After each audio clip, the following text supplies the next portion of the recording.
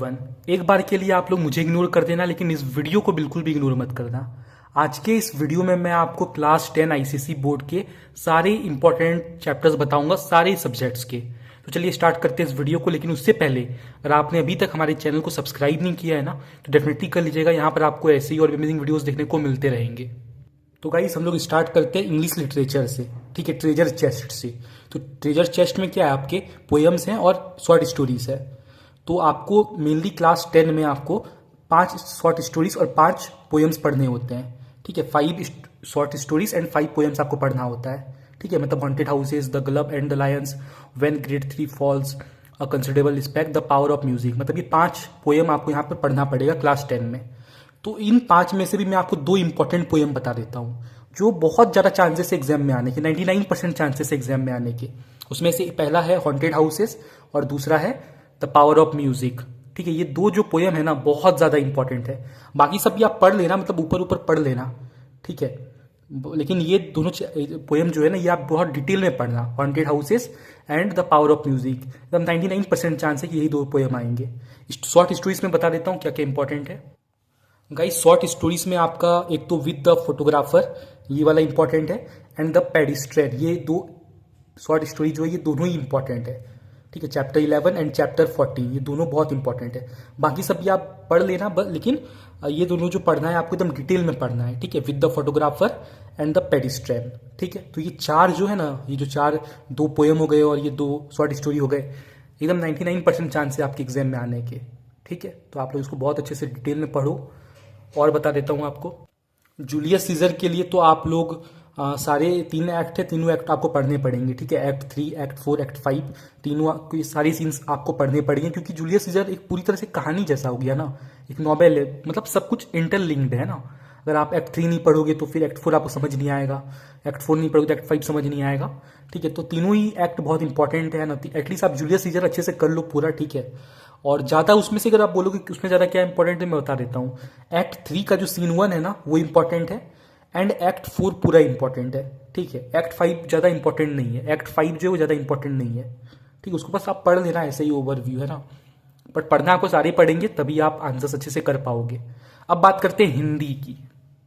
अगर आप हिंदी में ना साहित्य सागर को जाकर सेलेक्ट करने वाले हो ना, तो मैं आपको बता देता हूँ इंपॉर्टेंट कहानी है ना, इंपॉर्टेंट स्टोरीज में आपको बता देता हूँ जो कंफर्म आने के चांसेस है ना। देखो इसमें से जो चैप्टर 1 है, चैप्टर 2 है ना, और जो चैप्टर 10 है, ये ऑलरेडी आ चुका है ना। तो ये तो बिल्कुल भी नहीं आएगा, ये पिछले साल आ चुका है, 1, 2, 10 है ना, ठीक है। चैप्टर नंबर 1, चैप्टर नंबर 2 और चैप्टर नंबर 10, ये आप एकदम पढ़ो ही मत। मैं तो बोलता हूँ पढ़ो ही मत, पढ़ो ही मत, है ना। जरा सा भी मत पढ़ो, क्योंकि ये पिछले साल आ चुका है, तो ये तो बिल्कुल भी नहीं आएगा, ठीक है। मुझे क्या लगता है ना, ज़्यादा चांसेस किसके हैं, अब ये 3 आप हटा दोगे तो फिर ये सारे चैप्टर्स बचेंगे, 3 to 9 तक ये चैप्टर्स बचेंगे, है ना, 3 to 9 तक। इसमें से भी मैं आपको 4 इंपॉर्टेंट बता देता हूँ, 4 इंपॉर्टेंट बता देता हूँ, ठीक है। Chapter number 3, chapter number 4, chapter number 7 and chapter number 9। ये जो 4 चैप्टर है ना, इसको एकदम रगड़ के कर लो, है ना। वर्कबुक से सारे क्वेश्चन सॉल्व कर लो, इन 4 चैप्टर्स के जितना हो सके उतने अच्छे से कर लो, ठीक है। और इसको अच्छे से पढ़ के जाओ, है ना। खास करके महायज्ञ का पुरस्कार, ये मैं कंफर्म बोलता हूँ, कंफर्म आएगा, 100% आएगा। महायज्ञ का पुरस्कार चैप्टर नंबर 3 कंफर्म आएगा। मैं आपको बता देता हूँ कहाँ से पढ़ना है। महायज्ञ का पुरस्कार आपको कहाँ पे पढ़ना है, मैं बता देता हूँ। आप YouTube पे सर्च कर लेना, ठीक है, महायज्ञ का पुरस्कार बाय आयुष करेक्शन, आप सर्च कर लेना, आपको मेरी वीडियो मिल जाएगी, ठीक है। इसमें मैं 34 मिनट्स, मतलब 35 मिनट्स में मैंने पूरा चैप्टर बहुत ही डिटेल में लाइन बाय लाइन एक्सप्लेन किया है। तो अगर आपने इस वीडियो को देख लिया ना, मचा दोगे। और साथ ही साथ मैंने यहाँ पे वर्कबुक का आंसर भी डाल के रखा है, ठीक है। महायज्ञ का पुरस्कार का यहाँ पे वर्कबुक सॉल्यूशन भी डाल के रखा है। तो ये दोनों वीडियो आप देख लेना, अच्छे से कर लो। महायज्ञ का पुरस्कार ये तो कंफर्म है ना, और बाकी सारी स्टोरीज भी कर लो, है ना। Chapter number 4, chapter number 7, chapter number 9, ठीक है। ये 4 तो बहुत ज़्यादा इंपॉर्टेंट है ना। तो ये 4 चैप्टर आप बहुत अच्छे से कर लो। महायज्ञ का पुरस्कार, नेताजी का चश्मा, संदेह एंड भेड़ और भेड़िए। अब मैं पोएम्स बता देता हूँ आपको, इंपॉर्टेंट पोएम्स। देखो पोएम्स में क्या होता है ना, ये थोड़ा सा टफ हो जाता है बताना पोएम्स के बारे में, बट फिर भी मैं बता देता हूँ। देखो सबसे पहले तो ये साखी तो बिल्कुल भी नहीं आएगा, ये तो एकदम कतई भी नहीं आएगा ना, इसके बारे में एकदम सोचो ही मत। साखी हटा दो, है ना। स्वर्ग बना सकते हैं, ये भी हटा दो, ठीक है। एंड मातृ मंदिर की ओर, ये 3 तो चैप्टर हटा ही दो, क्योंकि ये पहले पिछले साल आ चुका है, और जो पिछले साल आ जाता है ना वो रिपीट नहीं होता, ठीक है। ये आईसीएसई का ऐसा होता है, कोई रूल नहीं है ऐसा, बट ऐसा होता है। ठीक है, बहुत सारे सालों से हम लोग देखते आए ये चीज़ होता है। ठीक है, तो चैप्टर 1, चैप्टर 3, चैप्टर 10, ये 3 चैप्टर तो एकदम हटा दो, है ना, इसके बारे में सोचना ही नहीं है। अब बाकी इतने सारे चैप्टर्स बचे, तो इसमें से भी मैं आपको 4 इंपॉर्टेंट बता देता हूँ। एक तो भाई गिरिधर की कुंडलियाँ, very important. And chapter number 4, वह जन्मभूमि मेरी। ठीक है, सूर्य के पद भी इंपॉर्टेंट है।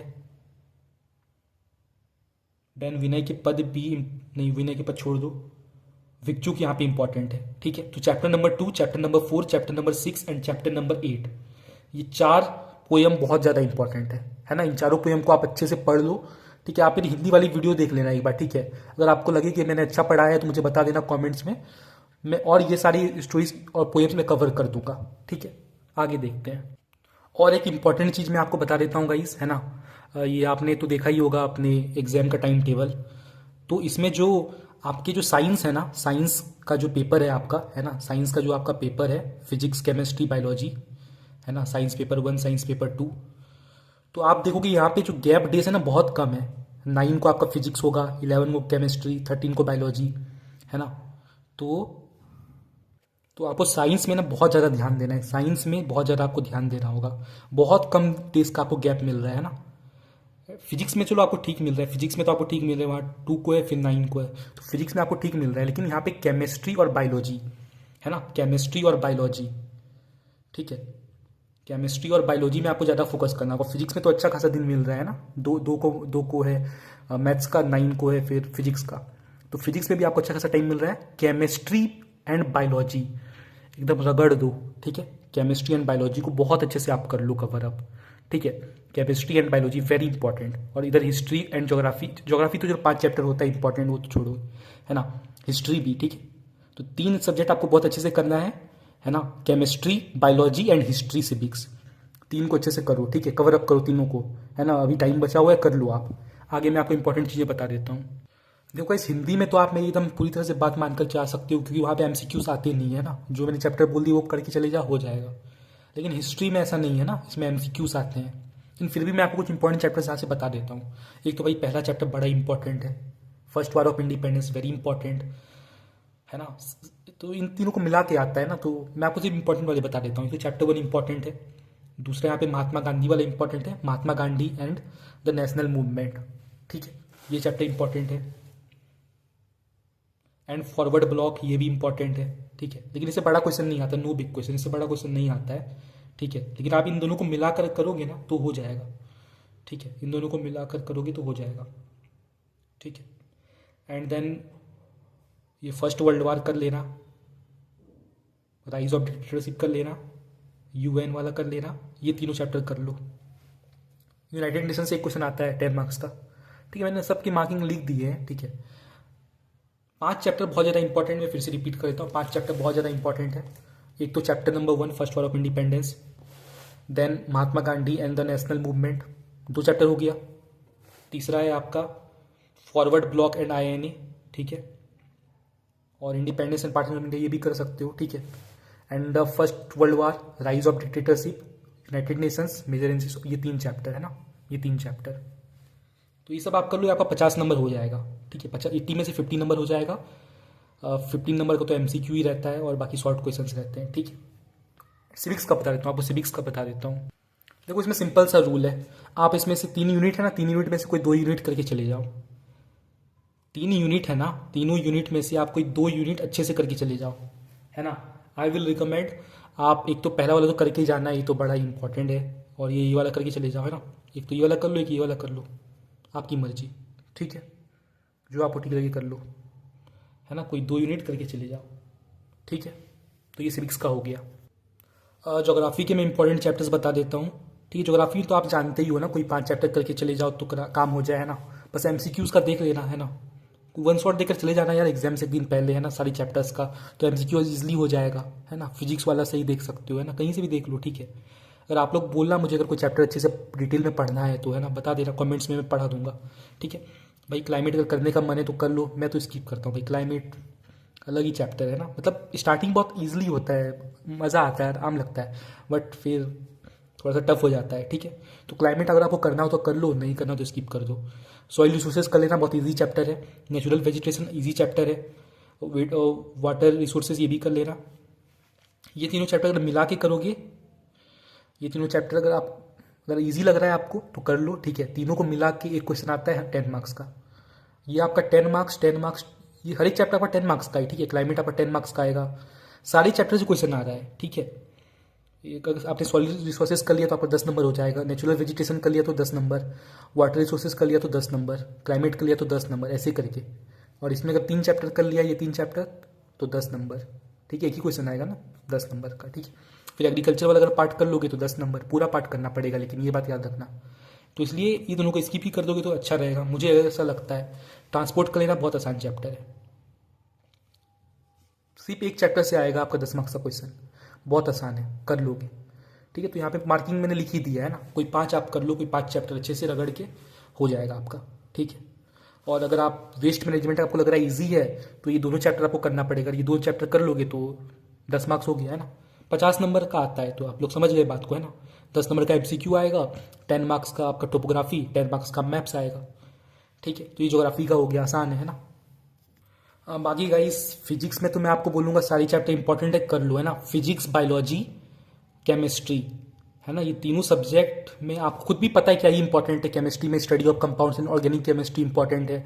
फिजिक्स में आप लोग जानते हो फोर्स इंपॉर्टेंट है। ये तीनों चैप्टर इंपॉर्टेंट है ना, सब अपनी अपनी जगह इंपॉर्टेंट है। लाइट वाला पार्ट भी इंपॉर्टेंट है, सब अपनी अपनी जगह इंपॉर्टेंट है, ठीक है। इसलिए मैं physics, chemistry and biology, science का मैं इंपॉर्टेंट चैप्टर्स नहीं बता रहा हूँ आपको, ठीक है। बायोलॉजी भी तो आप लोग जानते हो, ह्यूमन वाला जो भी पार्ट है ना, तो वो इंपॉर्टेंट है, ठीक है। नर्वस सिस्टम, एक्सक्रीटरी सिस्टम, ये सब आपका सेंस ऑर्गेन, ये सब इंपॉर्टेंट हो गया, ठीक है। तो वो सब तो आप जानते ही हो। लेकिन साइंस में क्या होता है, मिक्स्ड क्वेश्चंस आते हैं, ठीक है। तो इसलिए आपको सारे चैप्टर्स करने चाहिए, मुझे ऐसा लगता है। मैथ्स में भी आपको सारे चैप्टर्स करने चाहिए, लेकिन कुछ चैप्टर आप स्किप कर सकते हो मैथ्स में, मैं बता देता हूँ। देखो इस मैथ्स में ना ये 3 चैप्टर तो भाई आपके, है ना, मतलब सेक्शन ए में ही रहते हैं ना ये, ठीक है। लीनियर इक्वेशन भी आपका सेक्शन ए में, क्वाड्रेटिक इक्वेशन भी ये आपका सेक्शन ए में ये मिल जाएगा आपको। तो मुझे लगता है ये जो कॉमर्शियल मैथमेटिक्स है, अलजेब्रा है ना, ये दोनों ही यूनिट बहुत आसान है ना, बहुत ज़्यादा इजी है, ठीक है। तो आप लोग तो ये कर ही लोगे, है ना। मान लो अगर कोई चैप्टर आपको टफ लगता है तो आप मुझे कमेंट्स में बता देना, मैं पढ़ा दूंगा, है ना। कोऑर्डिनेट ज्योमेट्री भी इजी है, ठीक है। तो इसमें मैंने इक्वेशन ऑफ लाइन स्किप कर दिया था, तो आप भी कर सकते हो इक्वेशन ऑफ लाइन। ये थोड़ा हार्ड हो जाता है, फॉर्मूलास आ जाते हैं ना बीच में, ठीक है। अभी तक मैंने नहीं पढ़ा है ये वाला चैप्टर, तो आप भी स्किप कर सकते हो ये वाला, है ना। सिमिलैरिटी करना पड़ेगा, सेक्शन में क्वेश्चन आ जाता है। सर्कल्स करने पड़ेंगे, है ना। मेंसुरेशन कर लेना, मेंसुरेशन सबसे ज़्यादा मार्क्स स्कोरिंग है ना, कर लेना। बहुत आसान भी है, फॉर्मूला बेस्ड है ना, बहुत आसान है, कर लेना, ठीक है। सिलेंडर, कोन, स्पेयर, ज़रा डीप नहीं जाओगे तो कोई दिक्कत नहीं है, बट कर लेना, ठीक है। जहाँ तक मुझे पता है ना, क्लास 10 आईसीएसई के मैथ्स में बस ये ज्योमेट्री वाला पार्ट थोड़ा सा टफ हो जाता है कुछ स्टूडेंट्स के लिए, है ना।